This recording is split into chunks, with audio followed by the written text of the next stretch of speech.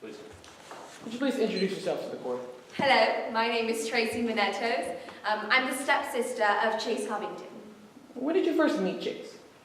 Well, my mother, I was born in England, obviously, and my mother, she divorced my father. My father actually ended up coming down to Midlands and meeting Chase's mother. They got married, and here I am.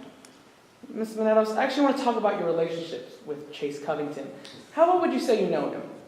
Well, I live with Chase. I do everything for him. He's not exactly the neatest person, so I clean, I cook, and just everything in between. Ms. Minettos, do you have a job?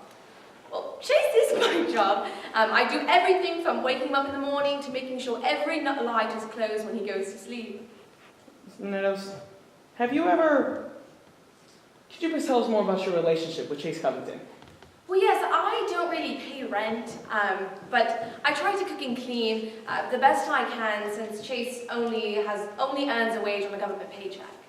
I actually want to talk about Chase's job. Where does he work? Chase is the chair of the Midlands Gambling Commission. Now, has he ever talked about his job with you? Well, yes, I'm hoping that maybe he can use some of his connections to actually get me a job. What kind of connections are you referring to?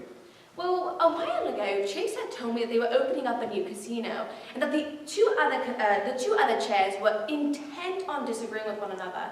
And so whoever he voted for would likely win the casino and be grateful. I'm hoping grateful enough to get me a new job. Now, did this happen multiple times with these commissioners? Well, Chase receives special treatment often. What kind of special treatment did Chase receive? All sorts of things. He got tickets to watch the Midlands Wolves play. He got the best drinks in town. I just wish that I got special treatment like that sometimes. Did this special treatment ever affect you? Well, not from those people, but Chase, he's kind enough to buy me gifts sometimes. He actually bought me this coat that I'm wearing right now and this hat. But other than that, no. Oh, he also got me actually a card to the steakhouse in the Black Bear Casino. Objection, relevance, Your Honor. May I respond? Your Honor, we are talking about the lifestyle and the financial situation of Chase Covington. Now, this is an important situation in today's case, as he is living the lifestyle that is greater than his government salary allows. Now, this is important in today's case we are alleging that a bribe did in fact occur. You respond. Your Honor, what kind of lifestyle Mr. Chase Covington lived before April 16th was exactly the day that they assumed that this bribe took place, Your Honor, is not relevant in today's case. I'm going to give you a very small window. Yes, Your Honor. So that's what we'll- Ms. Minettos, do you know who owns the Black Bear Casino? Well, yes, Avery Bancroft does. Have you ever met Avery Bancroft? Yes, she came over for dinner the day before Thanksgiving. What happened when she came over? Well, Chase and I, we put out all the stops. We had the nicest wine, and we put out the china, and just tried to do our best to impress Miss Bancroft. Now, was the casino proposal discussed at all? Well, they talked about nothing but the casino proposal. I didn't understand much of it, but I did hear Miss Bancroft say that she knew that people like her, it wasn't just enough to put together a proposal, that she was happy to go the extra mile. Objection here, sir. Now, if I respond. Now, under Rule 801 D2E, this statement is not hearsay, as it is in furtherance of the conspiracy between Avery Bancroft and Chase Covington. The witnesses testified that they're talking about the proposal in this instance, so Miss Avery Bancroft going the extra mile would be in furtherance of the conspiracy. I'm sorry, I got lost a little bit. This is a statement by Ms. Bancroft to who? Chase Covington. To Chase Covington. About the This person proposal. saw at a dinner at their house. Yes. And he said, I'm willing to, and Mr. Bancroft said, I'm willing to go the extra mile. Yes, Your Honor. Your Honor, at this point, they have not established a conspiracy. Every single statement that has been elicited was for the effect of the listener, not for the truth of the matter asserted. And furthermore, the previous witness that just came before you said that there was no evidence that Chase Covington actually opened up the briefcase, which they said this bribe happened in. So therefore, there is no foundation for a bribe actually happening. So there is no conspiracy in today's case, Your Honor. Let me respond. Under 801 D2E, all that is needed for this statement to be admitted at this time is to be in furtherance of the conspiracy. Now, if opposing counsel's argument is about whether the conspiracy has been established at the time, due to relevant case law of State v. Owens, we have to the furtherance of this trial to lay the foundation for that conspiracy. So this statement can be conditionally admitted at this time. Yeah, see, I actually don't think the statement is this sort of statement is in furtherance of a conspiracy, right? It doesn't, it's not like they're planning a conspiracy, you understand what I'm saying? It's like saying, I'm gonna go and give you the briefcase and leave it by the blackjack table or whatever it's gonna be. So I'm gonna sustain the objection, but on that grounds. Yes, Your Honor. Motion to strike hearsay testimony. Yes. So, Ms. Manetos, what happened after this conversation between Covington and Bancroft? Well, after that, the two were parting ways, and Chase, he was just so happy, happier than I've seen him in a long time, and Miss Bancroft, well, she was smiling from ear to ear as well. No. Did Chase's mood change after any time at this point? Well, yes. In the spring, Chase's mood became extremely erratic. He started cleaning, and Chase never cleans. What exactly about his emotions were erratic? Well, before Chase would come home, set down his briefcase, and he'd come and talk to me. But in the spring, he would just come home, take his briefcase, and go straight to the office. He wouldn't even come and speak with me anymore. Objection, relevance. Your Honor, may we respond? Why don't you tell me why you don't think it's relevant? And Your Honor, they're here to determine whether Chase Covington actually accepted a bribe, and him being erratic and going to his job is not. Yeah, I think I'm gonna, again, allow it, but the jury will give whatever weight it's necessary. Ms. Manetos, I actually want to talk about that briefcase. Was it normal for Chase to have a briefcase? Well, yes, Chase always had a briefcase. No.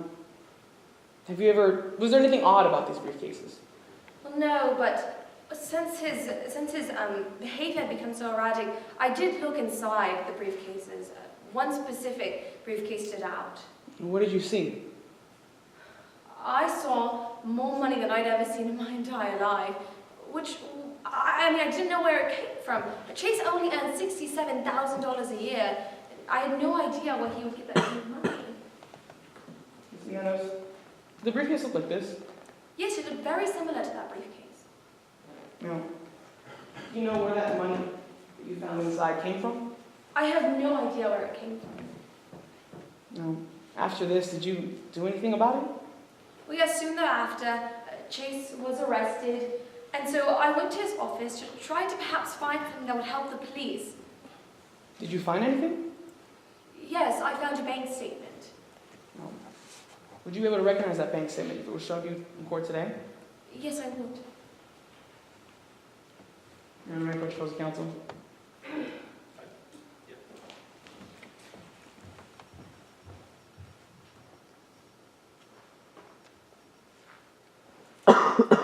Your Honor, copy? No, that's fine. No. What have I just handed you? This is the bank statement that I found in Chase's office. No. Did anything stand out in this bank statement to you? Yes, there was a transaction of $200,000 on April 17th. Objection, Your Honor, to testifying to facts and evidence. Well, you gonna put the bank statement in evidence? Yes, Your Honor, we'll do that now. Ms. Manetos, this is the fair and accurate representation of that bank statement. Yes, sir, it is. At this time, Your Honor, the people move what has been previously marked as Exhibit 11 as to People's 2. I will object to hearsay at this time. Your Honor, may I respond? Yes. The bank statement is not hearsay. If I could refer you to Rule 803.6, this is a statement of a regular conducted business activity. Now, if you look under subsection 4 of that rule, it states that the bank statement can, in fact, meet the requirements to be a regularly conducted business activity if a declaration meets that requirements. Now, this declaration did, in fact, come with the bank statement today, and this declaration by Roger Michaels. Now, because of this, it does meet the requirements of 902.11 for it to be self-authenticating. Therefore, it meets the requirements of Rule 803.6 and is an exception to hearsay. 803.6. Do we have this? Is it attachment? Yes, Your Honor. And Your Honor, for it to fall up under that exception, you need the person to actually authenticate that it is a regular business condition, Your Honor. And at this time, they have not had a witness come forth and say that it was actually a regularly conducted business transaction. Your Honor, if I may Right, respond. but I understand what you're saying is that you have a certificate that complies with 902. Yes, sir. You object, you dispute that he has a certificate that complies with 902? No, they do have this. Okay, so then that's fine. So, I'm sorry, Ms. Manetos. Now, what stood out to you in this deposit? There was a there was a transaction, a cash deposit for $200,000 on April 17th. Did you know where that money came from? I have no idea. Look, I know Chase is going to come up here and he's going to explain to you this is just a big misunderstanding. I just wish I knew how he was going to do it. No further questions at this time. Your Honor, permission to publish this evidence to the jury? Sure.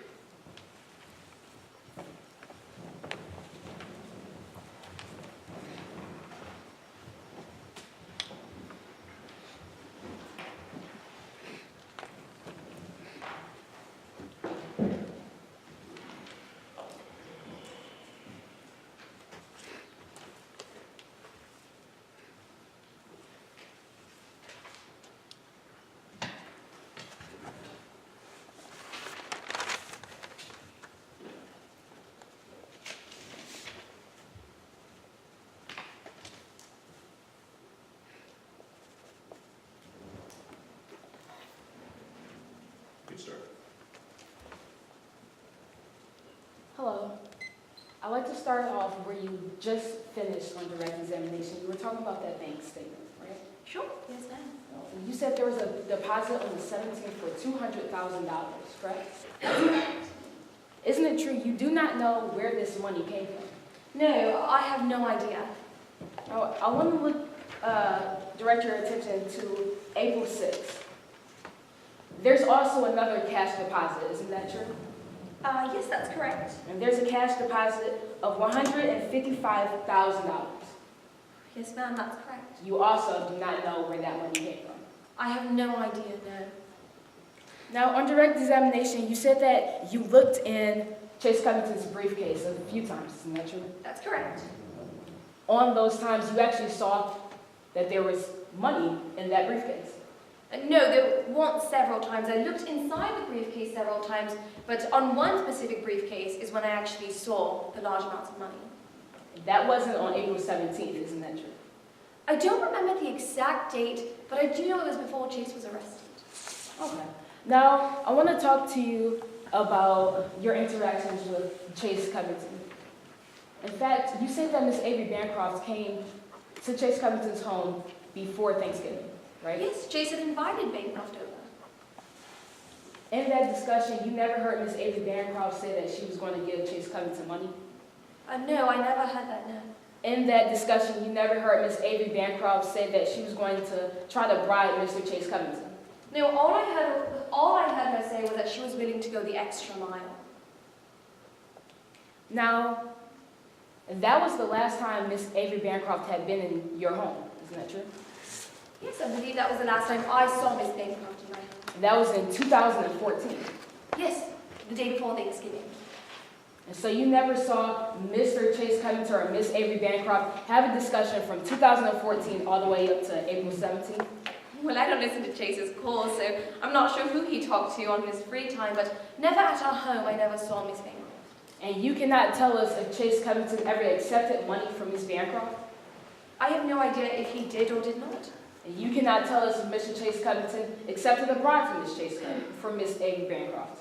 I have no idea. All I know is that the money I saw in that briefcase and the money on this bank statement is way more than Chase makes on his government salary. Thank you. At this time, I have no further questions. Redirect? Yes, Your Honor. Okay. I assume you have some.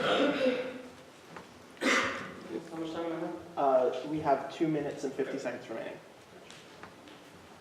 May I proceed? Yes. Now, on cross-examination, they talked about the different deposits on the bank statement.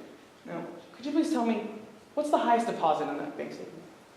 The highest deposit was the one that stood out to me, the one of $200,000 on April 17th. Your Honor, can I make use of the demonstrative at this time? Okay.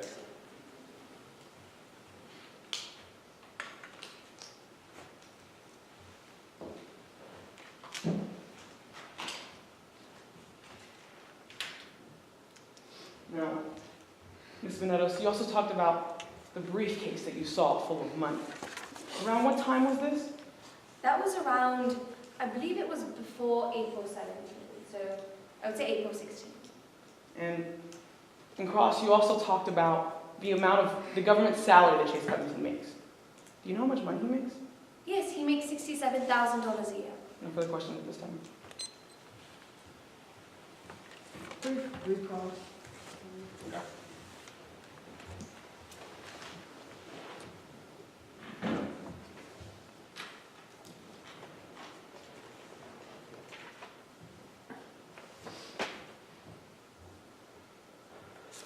You just stated that you saw that money in the briefcase on April 16th, 2015. Is that true? I'm relatively sure. I just know that it was before Chase was arrested. So are you saying that you saw that money on April 16th, 2015? I'm not positive if it was on that date, but I do know it was before Chase was arrested. So it could have been on the 15th? Perhaps it could have been on the 15th. I just know that it was around April. No. You said you saw $200,000 deposited in his account, right? That's correct. That's what the bank statement says. But yeah, a few days before, there was $155,000 deposited in that same account? Yes, I have no idea. I never saw that money, and Chase never mentioned it to me. Thank you, no further questions. There's more redirected at this time, Your Honor. I just asked the witness to be able to set it down. Okay? May we deconstruct the law? You can take it now.